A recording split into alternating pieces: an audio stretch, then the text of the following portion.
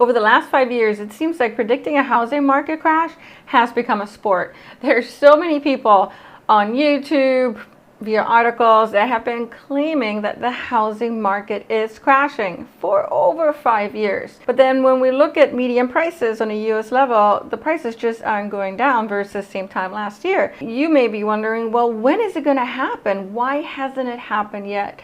And so today I'm going to talk to you about the housing market and how it's built, and that it's actually built by design to not crash easily.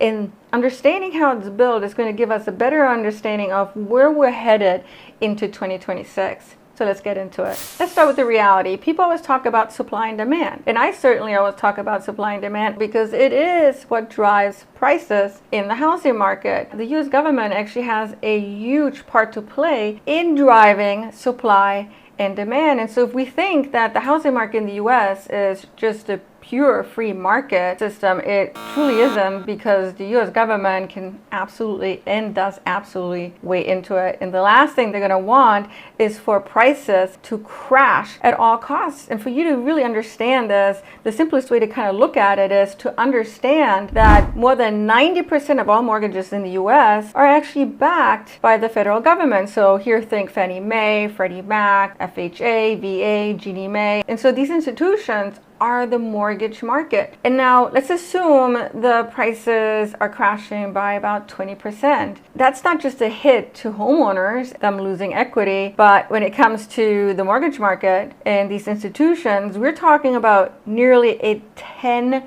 trillion hit to government-backed mortgage securities, banks already under pressure, pension funds, retirees depend on these, insurance companies, and the entire 30-year mortgage system. And so a housing crash isn't just bad for homeowners. It's a systemic threat that the US government does not want to happen. And so the reason why the housing market prices haven't crashed on a US market level yet isn't because it's strong. It's certainly not as strong as it was 3 years ago, and there's cracks in the market, but the system is literally built to keep prices from falling too far and too fast. Now, naturally, you're probably going to ask, well, what happened in 2008 then, if you're utilizing this logic? Well, let's talk about it. So 2008 wasn't a normal downturn. It wasn't a simple supply and demand correction. I mean, for those people who lived through the credit collapse, you're going to remember how easy it was during that time to get a mortgage. It seemed like anybody that was living and wanted a mortgage was able to get one. And the down payment requirements were really low. And so what happened was that Wall Street packaged garbage loans into AAA securities. And so regulators looked away, they looked the other way.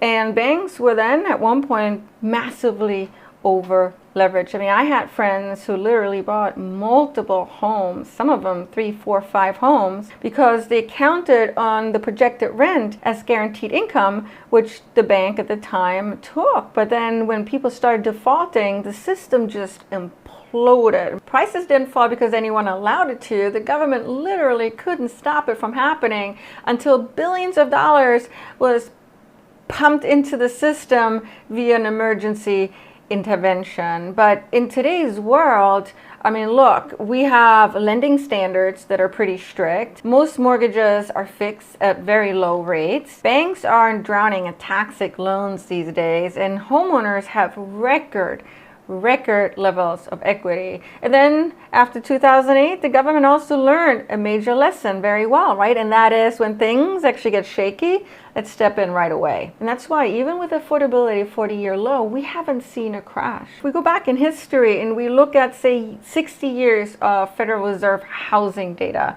which you can see in this chart over here, home prices actually hold up incredibly well, even during recessions. And really, the only real exception when there was a major crash was in 2008. But again, that was a financial system failure and not a normal cycle. From this chart also, you'll see that over long periods of time, home prices just keep going up. The data is very clear. The second reason why prices haven't dropped yet is because we have a massive supply problem in this country, which essentially is decades in the making. A huge portion of American cities, especially major ones, made it extremely difficult to build anything except for family homes on big lots. So think no duplexes, no triplexes, no fourplexes, no small apartment buildings, and really nothing in between. And if you want to see how damaging that is, just look at California, which is essentially a poster child for restrictive zoning. San Jose, 94% of residential land was single family only. LA, about 75%. It's not due to accident, that is due to policy. And yes, California has recently passed reforms, ADU laws, SB 9, SB 10. And so on paper, these allow more density. But in practice, I mean, they're new.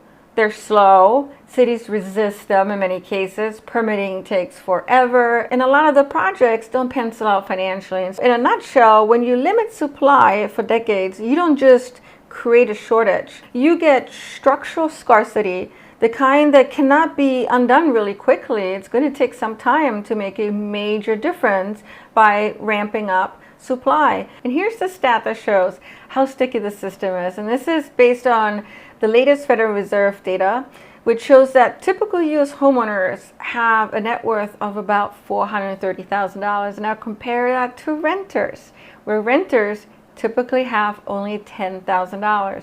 So the average homeowner, in essence, is on average 43 times wealthier than the average renter. And equity is a cushion for a lot of people, right? A wealth generator and a safety net.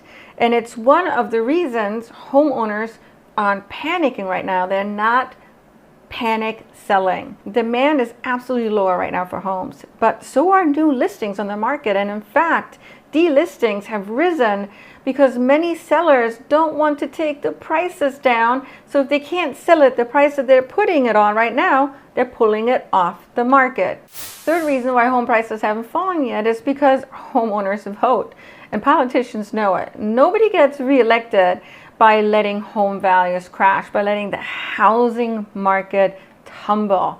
Because a lot of people in office are homeowners, and a lot of people who vote have homes, and they want appreciation. They don't want to see their net value just go in the dumpster. So zoning rules, lending rules, tax rules, all of them lean towards protecting home values. And here's the perfect example. So recently, the Trump administration is floating the idea of a 50-year mortgage. Let's be honest, that's not a supply booster in any case. It's instead a demand booster. A 50-year mortgage just spreads the same price over a longer timeline so that monthly payments are actually cheaper or look cheaper. It allows more buyers to afford purchasing a home at today's higher prices because it's easier for them to get into the market. And if more buyers are able to purchase a home, that puts extra pressure on today's supply, especially if the supply aspect isn't being worked on. We can summarize the housing policy in just one sentence, and that is, if home prices get too expensive, policymakers don't let them fall. They help buyers pay more. Given today's supply, if demand is increased, that'll push the prices up even further. But underneath that steady surface, the market is changing. Let's talk about the cracks that we're actually seeing in the market. If we look at just U.S. median home prices, which is hovering right around $415,000 as of October 2025, everything essentially looks fine. Prices are up by 2.1% versus same time last year. There's really no drama here. But national stats are misleading. They're like the S&P 500 in that the S&P 500 right now is an all-time high because tech and AI are soaring. But once you start really dissecting what makes up the S&P 500, there's entire sectors underneath it, such as energy, utilities, and small caps, that may not be doing as well. And so housing works the same way in that the national media might look stable, but the real story only shows up locally. And so we must look at local information. For example, Florida, the condo market, not doing so great. And here's where the stock market comparison actually breaks, and that is with stocks. Stocks can go up and down within a day's time, but housing does not plunge overnight. It doesn't react instantly. It moves really slowly. It corrects really slowly. It resets really slowly. And so we must always look underneath the hood and understand trends over a longer period of time. And so the first cracks that we're seeing right now is that homes are sitting on the market longer. We've gone from sold in just a day or maybe over the weekend just a few years ago to, in some markets, it could literally take 60 to 90 days for a home to go pending. Number two is that price cuts are rising. In some cases, it could be very dramatic. In other cases, it may be more subtle, and a lot of it is going to have to do with how overpriced the home was to begin with when it hit the market. But the fact is that there are a lot of price cuts happening right now in the marketplace. Crack number three is that buyers are just exhausted. Mortgage rates are much higher than was anticipated it to be this year. Last year, prices are staying higher. A lot of people thought the prices were going to come down this year, and they're seeing that on a national level. That's just not the case. And so buyers are exhausted. Many of them are just waiting on the sidelines, or maybe just don't want to deal with the housing market right now. They're just, tapped out. The fourth crack is that the sales volume is extremely low. Sure, a lot of real estate agents out there that are not happy about this. Of course, they're not selling as many homes. And as a matter of fact, the U.S. home turnover hit a 30-year low. Only 28 out of every 1,000 homes actually changed hands in 2025. And a lot of it has to do with the fact that sellers just don't need to sell. So if we can clearly see cracks in the market, why have prices not come down?